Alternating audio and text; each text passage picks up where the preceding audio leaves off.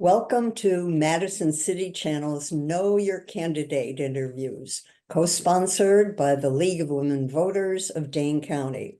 I'm your interviewer, Eve Galanter, and I would like to introduce Loreen Gage, running for Dane County Supervisor in District 36. As we begin, Loreen, I'd like to give you an opening statement as to the educational, vocational, and civic experience you have, which qualifies you for this office and why you are running for the Dane County Board. Absolutely. So thank you for this opportunity. So I am running for District 36 to bring about meaningful change to the residents in my community. I have extensive experience and knowledge in leadership, affordable housing, and resource connection with the community. And I aim to be a strong advocate for my district in bringing about change in affordable housing, public health, and social services. Also in environmental sustainability as well. I have experience in that. So again, my experience has been in both education, affordable housing, and leadership as the school board president for the Monona Grove School District. So I think all of those experiences will make me an extensive, great leader for my community. What do you view as the most significant budget issues facing the board, and how would you propose addressing them? Absolutely. So affordable housing is one of the key areas that I think that we definitely need to revisit and look at ways that we can make sure that people that are in need of housing are able to find ways. So really deep diving into the budget and finding grants, other types of funding to support individuals that are in marginalized areas. Also, an area that I have extensive experience is the homeless community. Finding ways that we can find housing and provide housing stability for those that need housing are areas that I think that are really crucial for our community. What do you see as the next right steps for the county to take in addressing mental illness and substance use disorders in order to divert people from the criminal justice system? Excellent questions. So again, I have experience in this area. I was a former client services director at housing initiatives that worked with people that had mental health issues and also were facing housing instability. So I think one, to assess the situation before making decisions and really understanding the needs of the individuals that are suffering from mental health issues. I do also feel that we are in need of more social workers, more providers that provide mental health services. So definitely putting money and funding towards providing the resources to help individuals. And then also any ways to reduce drug use. So any kind of opioid use. So providing funding in areas to help individuals help them with their addictions is crucial. But also, I think it's important to meet people where they are. Sometimes people are not ready for help, but I think continuously supporting individuals is crucial, but understanding that individuals may not want the help at that particular time. But I think, again, focusing on funding for social services, funding for housing is another piece, because sometimes that goes hand in hand with issues with substance abuse and mental health. Sometimes individuals lose their homes. So also focusing on the housing area as well.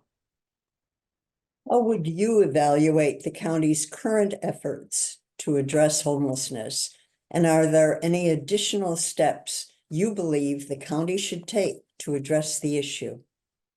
I think they're doing a great job. I think as best as they can. I think just really staying on this area because that area is growing and there are families that are in need of housing immediately.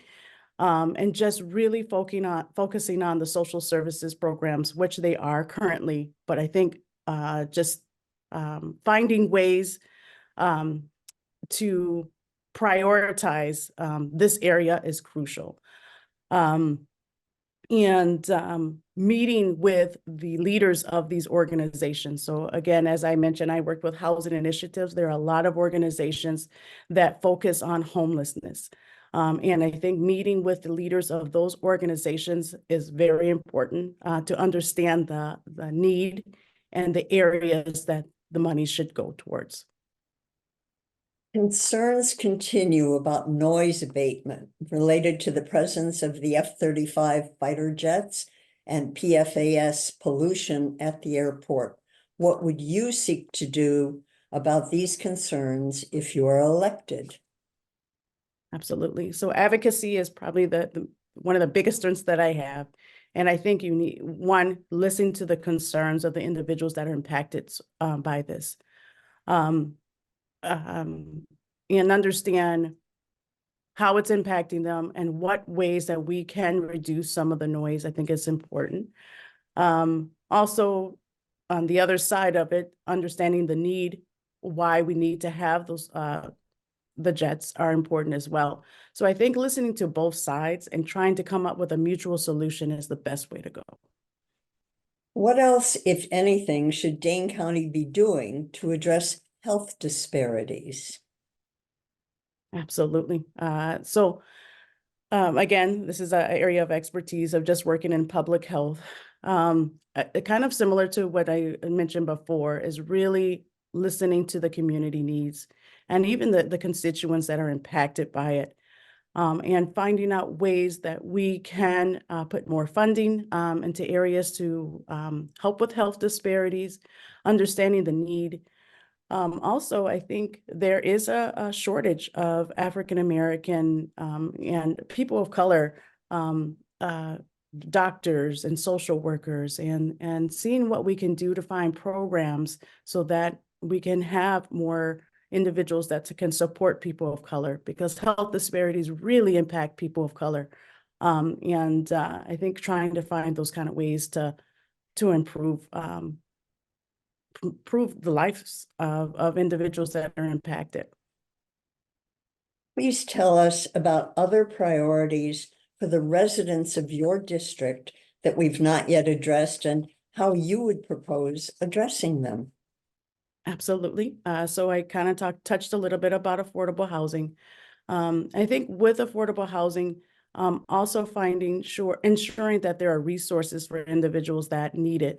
So for instance, if you have an affordable housing project, making sure that there is transportation in the community that support the individuals, making sure that they're connected with the educational resources, which I have worked really hard thus far in doing that in Cottage Grove. Ensuring that their needs are met. So for instance, things such as park and recs, that they are able to afford some of the programs so that the children can utilize it. So that's one area.